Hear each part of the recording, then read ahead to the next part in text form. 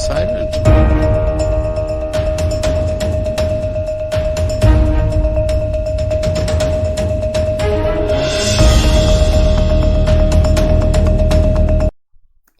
Hello everyone, welcome to Sri Ram's IAS YouTube channel. This is your mentor Arsu Kakkar, where daily we used to have this session of news analysis.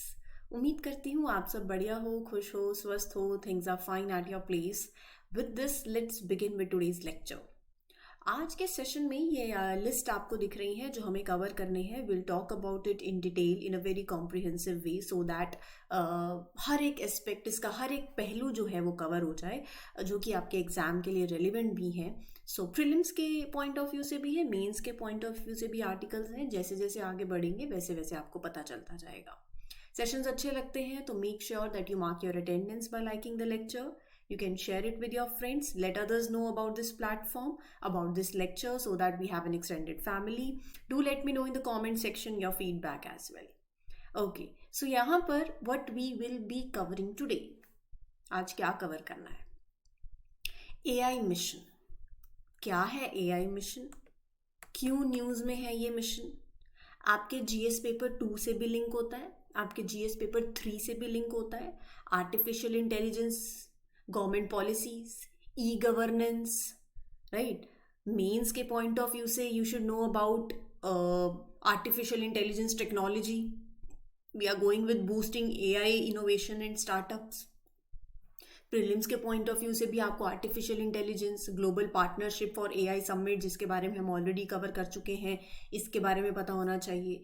ये हाल फिलहाल क्यों news में है वो मैं सारी बातें आपके साथ डिस्कस करूंगी. ये AI मिशन की जो हम बात कर रहे हैं, क्या है इस मिशन के ऑब्जेक्टिव्स, वो चीज़ें इंपॉर्टेंट हैं. आर्टिफिशियल इंटेलिजेंस क्या है वो सारी डिस्कशन होगी इस पर्टिकुलर आर्टिकल में, मेंस के पॉइंट ऑफ व्यू से भी और प्रीलिम्स के पॉइंट ऑफ व्यू से भी. UPSC ने 2020 में आर्टिफिशियल इंटेलिजेंस को लेके प्रीलिम्स में सवाल पूछा था. फिर 2022 में, 2020 में UPSC ने मेंस में भी ऐसे सवाल पूछे हैं. लाइक डिजिटल रेवोल्यूशन के ऊपर सवाल पूछा है.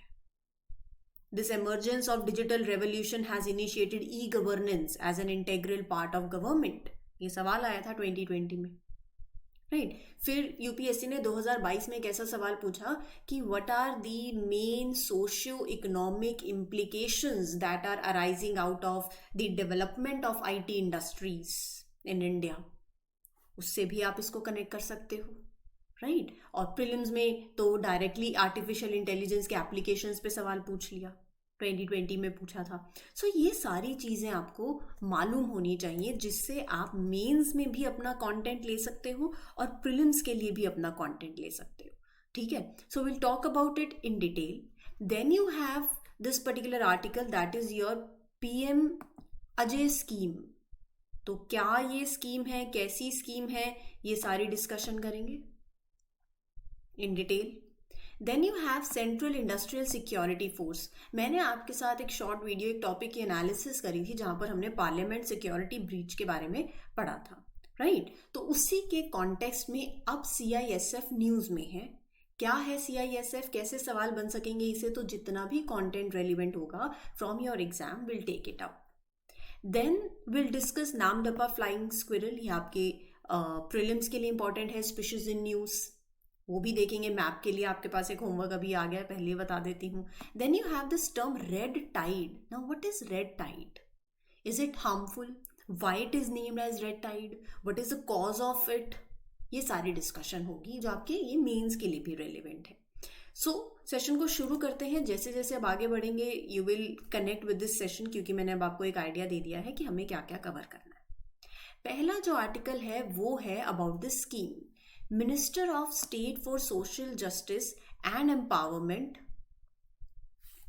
Minister of State for Social Justice and Empowerment informed Rajya Sabha about PM Ajay scheme. क्या है ये स्कीम? इसकी फुल फॉर्म क्या है? इसकी फुल फॉर्म है प्रधानमंत्री अनुसूचित जाति अभ्युदय योजना. पहले तो आपको किसी भी स्कीम की फुल फॉर्म, उसका एम और उसके ऑब्जेक्टिव, ये 3 चीज़ें हैं. फिर उसके बाद आगे पीछे की जो भी स्कीम में बनते हैं, बेनिफिशरीज बनते हैं और XYZ जितने भी फिर फीचर्स बन जाते हैं वो हैं. 3 चीज़ें मस्ट हैं. पहले तो उसका फुल फॉर्म पता होना चाहिए। प्रधानमंत्री अनुसूचित जाति अभ्युदय योजना एक 100% पूरी सेंट्रली स्पॉन्सर्ड स्कीम है। ठीक है, ये जो स्कीम है ये एक मर्ज्ड स्कीम है। 3 सेंट्रली स्पॉन्सर्ड स्कीम्स को मर्ज किया और ये स्कीम बनी है। 3 कौन कौन सी है? एक है प्रधानमंत्री आदर्श ग्राम योजना, एक special central assistance to scheduled caste sub plan, and third is Babu Jagjivan Ram Chhatrawas Yojana. तो ये 3 स्कीम्स को मर्ज किया और ये एक स्कीम बनी है। इस स्कीम के ऑब्जेक्टिव क्या है? Let's discuss in detail. ये ऑब्जेक्टिव्स हैं, ये लाइंस लिखी हुई हैं। I will not read the lines directly, मैं आपको समझा देती हूँ पहले ताकि आपके माइंड में फिट हो जाए। इस स्कीम का मेन गोल है to increase the income of target population, वो है people from scheduled caste. Like जैसे कि मैंने बताया अभ्युदय योजना की जब मैं बात कर रही हूँ स्कीम की, so the scheme aims to increase the income of targeted population. अब टारगेटेड पॉपुलेशन के अंदर कौन कौन से आते हैं वो भी बताऊंगी, थोड़ा सा आइडिया आपको लग ही गया है। तो यहाँ पर कैसे कर सकते हो आप ये चीज? Through various means like income generating projects, उनकी स्किल डेवलपमेंट करके, बिल्डिंग इंफ्रास्ट्रक्चर। सो ये इसके ऑब्जेक्टिव है। और दूसरा ऑब्जेक्टिव इसका है to reduce poverty among this group and bring them above poverty line. ठीक है, ये हो गए इसके ऑब्जेक्टिव्स। अच्छा, अब इस स्कीम के लिए कौन कौन एलिजिबल है, किसको फायदा मिल सकता है? Eligibility criteria.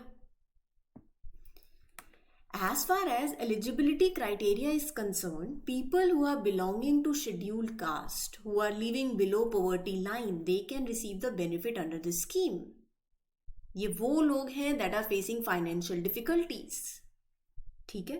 दूसरी बात, वो विलेजेस जहां पर 50% या 50% से ज्यादा पॉपुलेशन है that belong to scheduled caste are eligible for grants under this scheme. Especially for projects that improve infrastructure like roads, like schools. So infrastructure development eligibility हो गई, right?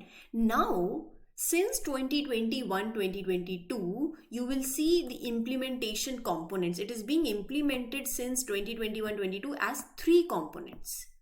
1, 2, and 3. Now, what are these 3? पहला, ये scheme का aim है to transform villages with a significant scheduled caste population into model village, Adarsh Gram, development of SC dominated villages by improving their various aspects of life, infrastructure, facilities, ये सब चीजें। दूसरा, grants in aid. Grants are provided for projects at district level, at state level, that can focus on improving the socio-economic conditions of scheduled caste. Right? These projects could involve, it includes initiatives to enhance education, employment, overall well-being, ये सारी बातें। तीसरा, construction of hostels in higher educational institutions. तो ये scheme support करती है construction of hostels higher education institution में, ताकि बच्चे from scheduled caste they have access to suitable accommodation जब वो pursue कर रहे हो higher education. So overall it is aimed at improving the lives and giving the opportunities for individuals from scheduled caste. It is designed to help people from SC who are experiencing poverty. Right? Clear है? I hope things are clear. So this is the whole scheme. Right? Then moving ahead, Union Home Ministry has approved the deployment of Central Industrial Security Force CISF in the Parliament Complex according to government order. तो CISF के बारे में पढ़ेंगे अब हम। CISF stands for पहली चीज Central Industrial Security Force। ठीक है, ये एस्टैब्लिश्ड हुई after the recommendation of justice Mukherjee commission. ये एक पार्लियामेंट के एक्ट से सेटअप हुई फोर्स है and it was setup on 10th of March 1969। जो 7 सेंट्रल आर्म पुलिस फोर्सेस हैं, it is one of those 7 CAPF, central arm police forces, under which ministry of home affairs. बाकी 6 कौन सी हैं? BSF border security force, Indo Tibetan border police, सशस्त्र सीमा बल, Assam rifles, national security guard and central reserve police force CRPF। ठीक है, it is headed by Indian police service officer, rank director general. पूछा जा सकता है ये आपसे। CISF is headed by an officer from Indian Police Service who is holding the rank of Director General. This person is responsible for leading, for overseeing the force operations. And recently, CISF is deployed in the Parliament complex. CISF personnel will be responsible for security, for the protection of Parliament building. Now, originally, CISF was created to protect government-owned industries. But बाद में, in 2009, its role got expanded. Then it included safeguarding joint ventures, private undertakings, not just सिर्फ government-owned industries. फिर उसका ambit expand कर दिया. Besides security, CISF also offers consultancy services to private sector entities. Consultancy, advisory services. मतलब they provide guidance, they provide expertise on security matters. Right? So CISF is present in over 350 locations across the country. It is protecting a wide range of areas जहाँ पर like atomic energy and space installations हैं, seaports हैं, steel plants हैं, coal fields हैं, power plants हैं, defense unit है, even the places like RBI's note printing mints, heritage monuments like Taj Mahal. So diverse deployment है. And CISF में largest percentage जो है वो विमेन की है as compared to all other central arm police forces. बहुत important है ये हाईलाइट करता है इंक्लूसिविटी, ये हाईलाइट करता है डाइवर्सिटी ऑफ द फोर्स. समझ आई बात? सो विमेन है फोर्स में, कंसल्टेंसी सर्विसेज का एक पॉइंट है, डाइवर्स डिप्लॉयमेंट का एक पॉइंट बन जाता है. फिर इसकी एक्सपेंशन हुई 2009 के अंदर. Currently, CISF is responsible for providing security to the individuals who are classified under different security categories. पता होगा आपको Z+ security जैसे हम बोलते हैं Z, X and Y. जब हम Z+ की बात करते हैं तो extremely high level of security होती है ना, that is required for the individuals. Y में relatively lower. So ये चीज़ें हैं. They provide security also to the individuals who classified under this different security categories. ये सारी बातें मैंने आपके साथ शेयर कर दी है.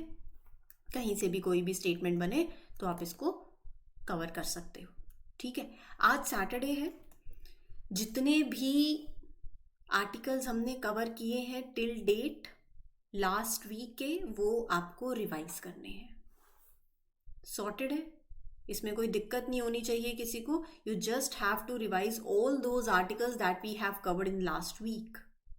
संडे क्लास नहीं होती, मंडे को मिलेंगे. सो मंडे टू सैटरडे जो भी लॉट किया है कवर करंट अफेयर्स का, वो सारा रिवाइज करना है. और आई होप आप ये वीकली रिवीजन कर रहे हो. एक वीकली रिवीजन होती है, एक 15 डेज रिवीजन होती है और एक मंथली रिवीजन होती है. 3 रिवीजन है. डेली रिवीजन तो होती ही है. कहीं कोई डाउट में आ जाए मैम डेली रिवीजन नहीं करनी है. तो ये 3 रिवीजन कैटेगरीज हैं. और अब आपका होमवर्क जाता है वीकली रिवीजन वाला. ज़रूर कर लो. देखो आप अपने आप से अगर सच बोल रहे हो, मुझसे तो आप झूठ भी बोल सकते हो. कमेंट सेक्शन में आप लिख दो कि हाँ कर ली revision.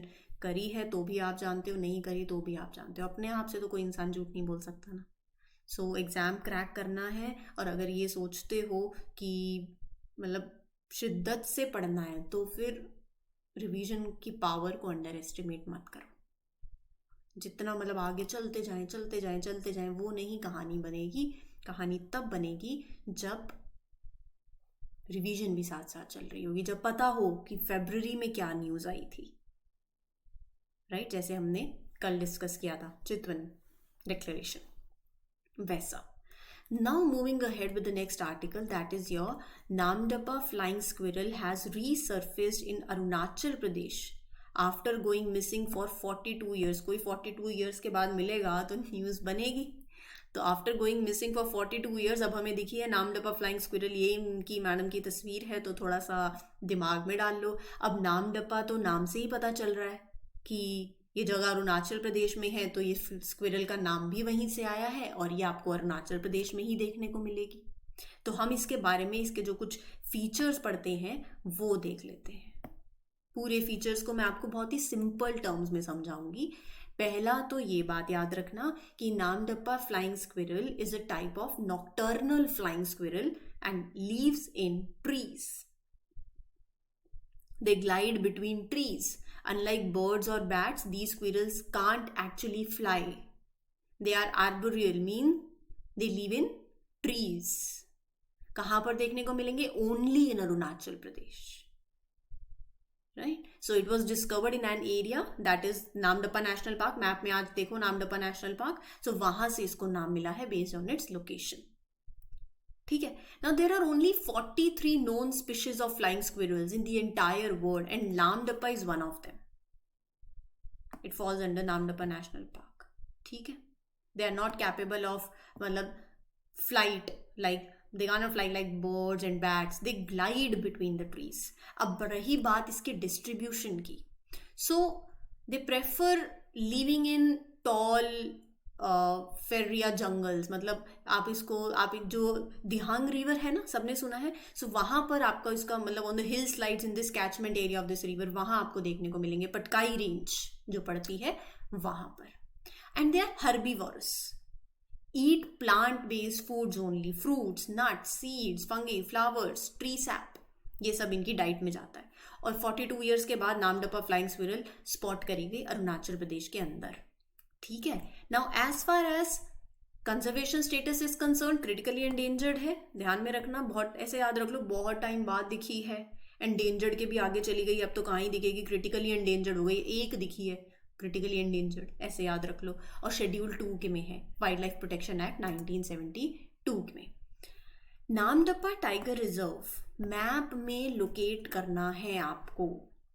नामदप्पा tiger reserve Arunachal Pradesh में कहां पर है? अब यूपीएससी तो एक कदम आगे ही जाएगी. Changlang district of Arunachal Pradesh. इसको इसका नाम कहां से मिलता है? नामदप्पा रिवर से. रिवर से बना टाइगर रिजर्व का नाम, और यहां इसके हैबिटेट से बन गया स्क्विरल का नाम भी. So it originates from Dapabum and meets Noai Dihang River. तो रिवर ध्यान में रखनी है. This river flows around the national park, तभी वहां से इसका नाम पड़ा है. Right? So it is positioned between Dapabum Ridge of Mishmi Hills, Patkai range, Mishmi hills, Namdapha tiger reserve. अब तो अरुणाचल प्रदेश घूमना बहुत जरूरी है आपके लिए. आज का होमवर्क ही यही है, अरुणाचल प्रदेश घूम के आना. सैटरडे संडे अरुणाचल प्रदेश जाना है, मैप में लोकेट करना, घूमना, और वहीं बैठ के रिवीजन भी करके आना. ठीक है. चलिए, Namdapha tiger reserve has various types of forest. Evergreen forest आपको देखने को मिलेंगे, moist deciduous forest, subtropical forest, temperate forest, alpine, diverse flora. Fauna की बात करें तो यहाँ पर वेराइटी ऑफ वाइल्ड लाइफ है. Earthworms, butterflies, moths, amphibians, reptiles. So rich biodiversity आपको यहाँ देखने को मिलेगी. ठीक है. Then moving on to the next article, जहां हम बात करेंगे रेड टाइड फिनोमिना की, जो देखने को मिला है इन Puducherry. A 3-member committee appointed by the principal bench of NGT inspected Kuruchikuppam drain and beach to analyze the cause behind the recent phenomena of red tide in Puducherry. Now, what is this red tide? क्या है red tide? एक unusual phenomena है. And committee is investigating the reasons behind it. Red tide मतलब it refers to rapid growth of certain algae that is leading to the discoloration of sea water. उसकी वजह से it is appearing to us as reddish brown. There is a recent occurrence of red tide in Puducherry. So red tide is a term that is commonly used to describe harmful algal bloom. HABs, harmful algal bloom. मतलब harmful algal bloom कहाँ पर होगा? जहाँ पर colonies हैं of algae, plant like organism that are found in the sea, fresh water, and they are growing excessively. तो इसका red tide क्यों नाम पड़ा? Because the fact that it comes from the fact that when algae grow too much, it can change the color of water to red. Harmful algal blooms can happen when algae grow uncontrollably. अब तो control भी नहीं कर पा रहे हो. And this overgrowth is triggered by various factors. Farming से chemicals आना, फैक्ट्री से, सीवेज ट्रीटमेंट प्लांट से. So chemicals that are coming from various human activities, farming, industry, they can end up in water, on land. So this water runoff that we say, it eventually flows into the ocean, and वो chemicals dissolve होंगे in the runoff, and it can lead to accelerated growth of algae, contributing to this occurrence of red tides. ठीक है. Why does it occur? Chemicals से. Red Tide क्या है? Over growth of algae से जो होने वाला जो कलर जो रेड हो जाता है, वहां से रेड टाइड बनता है. इसका इम्पैक्ट क्या होगा? Powerful toxins it is producing, harmful chemicals हैं ये. It will kill the marine creatures, fish, shellfish, mammals, birds.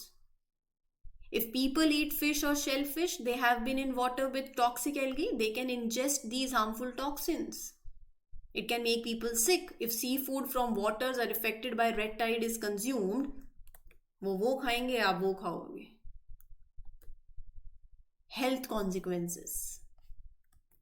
ठीक है.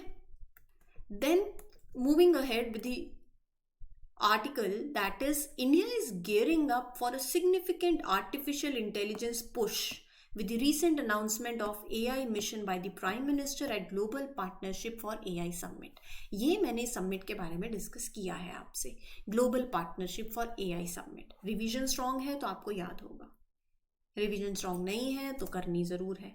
Now let's talk about it in detail. पहले तो ये आपके मेंस के लिए इंपॉर्टेंट है, जीएस पेपर 2 के लिए इंपॉर्टेंट है, जीएस पेपर 3 के लिए इंपॉर्टेंट है, प्रीलिम्स में इससे रिलेटेड बहुत सवाल बन सकते हैं.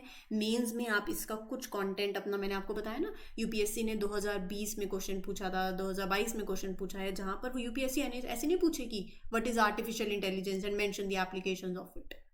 ऐसे कौन पूछता है? जिस तरीके से सवाल पूछते हैं वो अभी मैंने आपको सेशन के स्टार्टिंग में बताया, तो आप उस कंटेंट को यहां पर स्मार्टली यूज कर सकते हैं. ठीक है. अब India is getting ready for a big boost in artificial intelligence. Prime minister shared this plan during this global partnership for AI summit. AI mission.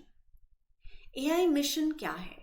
It is a initiative, I would rather say a strategic initiative that is aimed at making India a global leader in artificial intelligence.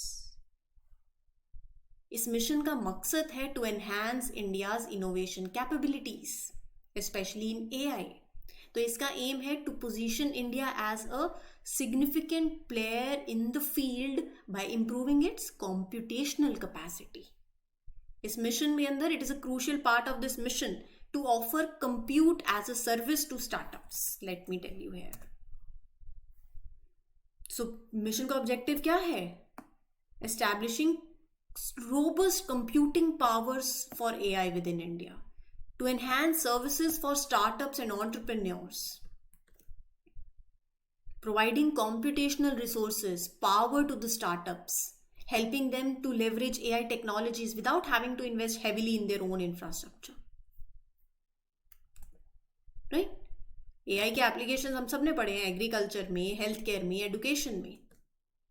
So the mission aims to enhance services for startups, entrepreneurs, particularly by providing them with these necessary resources, applying in various sectors. So this plan set ambitious target for building significant compute capacity between 10,000 to 30,000 graphic processing units. GPUs, they are special chips, electronic circuit आप बोल सकते हो, that are design to handle graphics, image processing task जो भी electronic devices पे होते हैं. So they play a very crucial role in computer graphics. अब इसमें गवर्नमेंट क्या कर रही है? गवर्नमेंट बहुत तरीके के वेज कंसीडर कर रही है to encourage and support the businesses. कैसे? Let me tell you here. Incentive structure. Capital expenditure subsidies, मतलब it could involve providing financial support for the initial investment that businesses make in like technology हो गया, equipment हो गया, वहां पर capital expenditure में subsidy. दूसरा, operational expense based incentive. They are offering incentives or benefits based on day-to-day operational cost. Usage fee. There could be a fee structure based on how much a business uses certain resources or services. दूसरा, digital public infrastructure for startups. DPI. Government has planned to create DPI using GPU assembly. GPU बताया ना अभी, special chips that will help with this task of graphics and image processing. Artificial intelligence तो अब सबको clear हो गई. Artificial intelligence क्या है? एबिलिटी ऑफ द कंप्यूटर और a robot to control by a computer to perform task that require human intelligence. वो intelligence artificial है ना. Artificial intelligence can't do everything a human can. Certain AI systems can match or even exceed the humans in specific task. मैंने आपके साथ machine learning की बात करी हुई है, मैंने आपके साथ AI की बात करी हुई है, मैंने आपके साथ इसको एथिक्स के साथ जोड़ा हुआ है AI को. अगर आपको याद हो तो ना तो याद ज़रूर रखो, नहीं तो आगे बढ़ते जाओ, पीछे का भूलते जाओ, वो तो गलत हो जाएगा फिर. सो इस सेशन के लिए इतना ही. Will meet you on Monday with other important articles. Till then keep on revising.